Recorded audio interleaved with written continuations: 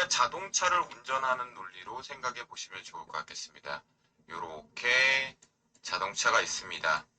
그렇죠? 자동차를 저희가 이쪽 방향으로 간다라고 해보겠습니다. 그렇죠? 그러면 신호등에서 우리가 어떻게 대응을 해야 되는지를 보도록 하겠는데요. 우리는 언제나 신호등에는 세 가지를 보고 있습니다. 첫 번째, 녹색등이 있을 거고요. 두 번째, 노란등이 있을 겁니다. 그리고 마지막으로 빨간색 등이 있겠죠. 우리는 처음에 녹색등이 되면 출발을 합니다. 그쵸? 출발을 합니다. 그러면 여기서의 모습을 이 신호등 차트는 주식, 종목, 지수, 파생까지 똑같이 대응을 하는데요. 캔들이 바깥에 있다가 안쪽으로 들어온다. 녹색등 안으로. 그러면 출발되었다. 매수를 한다. 라고 보시는 거겠고요. 노란색으로 들어와 버려서 노란색의 갈팡질팡을 하게 되죠. 캔들이. 그러면 이제 고민을 하는 거죠. 비중을 줄일까 말까. 관망을 해보자. 관망. 네, 라고 말씀을 좀 드리겠고요. 그러면 보유 유지.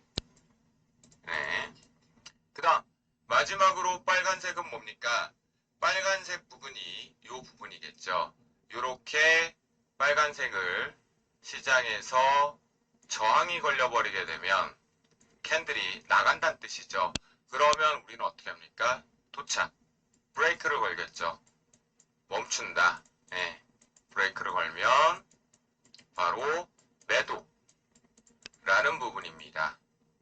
그렇죠? 편하죠? 모든 걸 집어넣어서 대입해 보면 됩니다.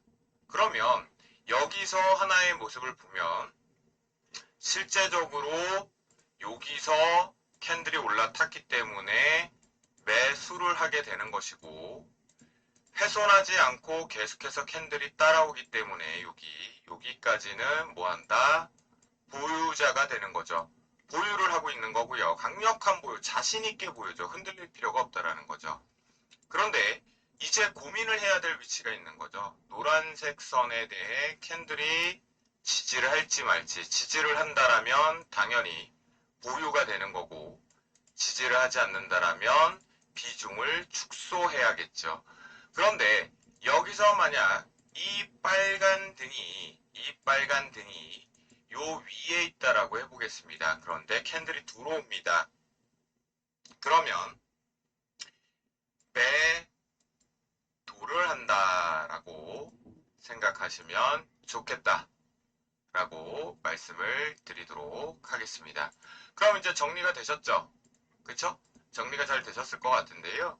실제적으로 그 부분이 신호등의 특화 부분이다라고 볼 수가 있겠고 두 번째 여기서 신호등 2를 계산할 때는 어떤 걸 보셔야 되냐면 바로 이 부분이다라고 보시면 좋겠습니다. 시장 자체에 캔들이 형성이 되어 있을 때 실제적으로 과매수 영역 부분들을 들어가는지 또는 과매도 영역 부분을 들어가는지를 확인하러 가는 겁니다. 요걸 가지고 비중을 얼마나 넣을지 뺄지를 확인하는 것이 그래서 이 부분을 우리가 실제 다시 한번 정리를 해보면 뭐라고요? 초록색 등 쪽으로 캔들이 들어가면 바깥에 있다가 들어가면 강력하게 매수하고 이탈하기 전까지는 즐기면 된다.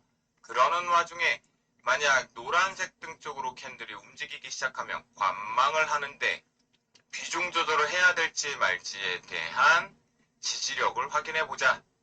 마지막으로 실제로 빨간색 등 쪽으로 들어오면 어떻게 한다? 자동차처럼 브레이크를 건다. 그렇기 때문에 캔들이 이탈할 경우에 매도를 한다. 잊어버리지 마시기 바랍니다. 승승장구 1년 기준으로 한 땀 한 땀 수익을 내보도록 하겠습니다.